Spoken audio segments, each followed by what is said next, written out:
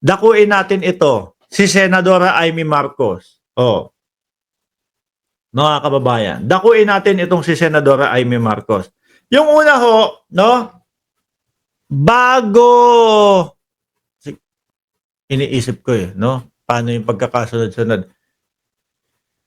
Nung unang nandoon si Amy Marcos sa ano yun? Alyansa, nakita ko pa, itinaas pa yung kamay ni Pangulong Bongbong Marcos. Yung kamay ni Senadora Amy Marcos, sabi ko, sabi nung iba, ay nako po, wala tayong magagawa dyan. 12-0 kami, no? Kahit paulit-ulit ng banat si Senadora Amy Marcos sa gobyerno at kay Pangulong Bongbong Marcos, kapatid pa din yan. 12-0 kami. Yun yung sinisigaw po nung mga loyalista. Di ba? Nung nakita nila yung magkapatid, magkaangat ng kamay, magkataas ng kamay. Pikit mata na lang kami yung mga banat dati ni Amy Marcos kay Bongbong Marcos. Nananalaytay pa din sa dugo niyang mga yan na magkapatid sila na Marcos. 12-0 kami. Ganun. Sabi ko, ay ako hindi. No? Kung may iboboto man ako sa alyansa, 4-5 yung iboboto ko sa alyansa. Tapos, labo-labo na, halo-halo na kung sino yung nakikita ko. No? Kung sino yung mga nakikita ko na talagang makakatulong sa bayan, kagaya ni Mark Gamboa, kagaya ni Heidi Mendoza, at kung sino pa po yung makikita natin na posible. Inaaral ho natin lahat yan, mga kababayan. Ngayon, nagpa-hearing si Senadora Amy Marcos. Nung bandang yun, pumapasok pa, pang-7 yata, pang-8 yung kanyang pangalan. Doon sa Doon sa, anong tawag dito? Pang-8 yung kanyang pangalan doon sa survey. Pasok, mga bossing.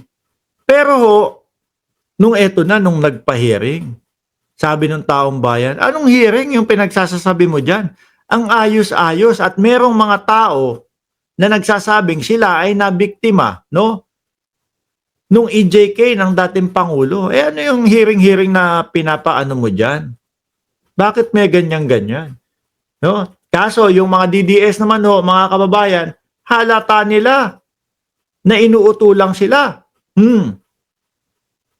Pagkatapos po nung hearing na yon, hindi ko na po nakita ang pangalan ng Senadora Amy Marcos. Doon po sa doon ho sa top 12 ng mga senator. Nalaglag na ho, mga bossing.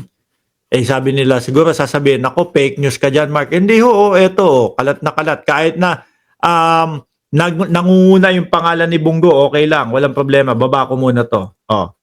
Tingnan nyo ho ito. Pang-ila si Amy? Wala. Diba? Oo nga, putek, hoy, like kayo, isang pindot lang, hirap pa kayo ng pindot. Nagagalit si BMBLB, pumindot daw kayo ng like. Ilang ba like natin? 766. Hindi nyo pa paabutin ng 1,000. Game. Bot Bongo, 1 to 2. Tulpo, 3. Soto, 4. Lapid, 5. Revilla, 6. Cayetano, 7. Lacson, 8. De La Rosa, 9. 10. Revilla, 11, 12, 13. Villar, Pacquiao, Binay. Wala yung Amy Marcos. Diba? Nalaglag ho, mga kababayan. So ngayon, pagkatapos nung hearing din ni Senadora Amy Marcos, mga bossing, ang nababanggit na lang ng ating presidente, ito pong 11 na kandidato natin. 11 na lang. Ibig sabihin, sila yung nagsabi na hindi nakasama si Senadora Amy Marcos. Meron pa bang iba? Siya lang naman yung talagang kontra ng kontra. Ngayon, nagpalabas ng si Amy. May pinalabas. Kumakalas po ako.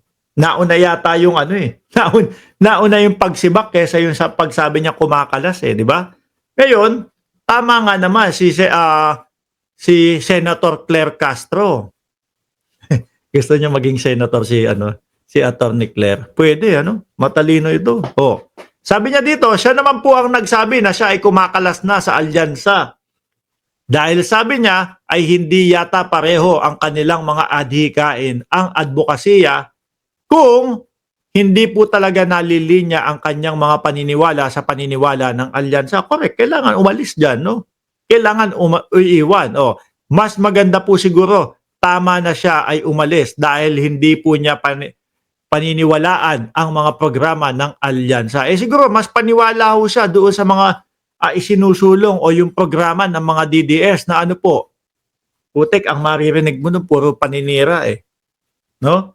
Wala kang marinig na plataforma de gobyerno Sabi naman ni Senadora Amy Marcos, in the immortal words of my mother, Imelda Romualdez Marcos, to patol is human. Pag pinatulan daw, tayo, kasama na, si Attorney Claire, kasama na lahat. Pag pinatulan niya tayo, is human. To deadma is divine. Oh, let's be divine. So, deadma.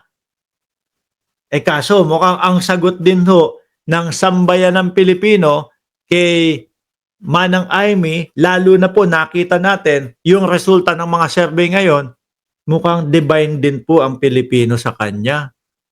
Sa madaling salita, mga kababayan, mukhang deadma din po kay Senadora Amy Marcos ang mga Pilipino kakamping DDS at government supporter. Kasi mukhang deadmahin din po ang senadora pagdating ng talaan ng boto o pagdating po ng botohan. Hindi ho ba, mga kababayan? Andun na pumapasok na Kaso naghahangad, siguro naghahangad. Mag number 1. Kung dati, yung pag-angat ng kamay ni Pangulong Bongbong Marcos kay kapatid niya, kay Senadora Amy Marcos, pumapalo, 8. Siya, 7. Siguro sabi niya, ayoko ng ganyan. Gusto ko number 1. Utuin ko nga itong mga DDS. Magpahiring nga ako. Kaso, halata yung galaw niya. Ayun, nalaglag. Nawala doon sa sa survey.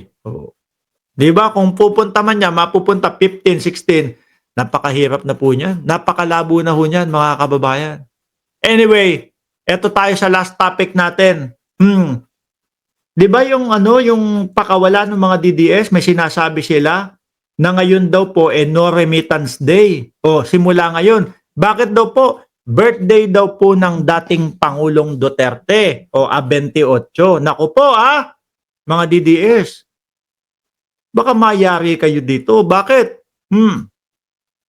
Baka mamaya, sinabi nyo, nag-post kayo sa Facebook ninyo, hindi ako magpapadala ngayon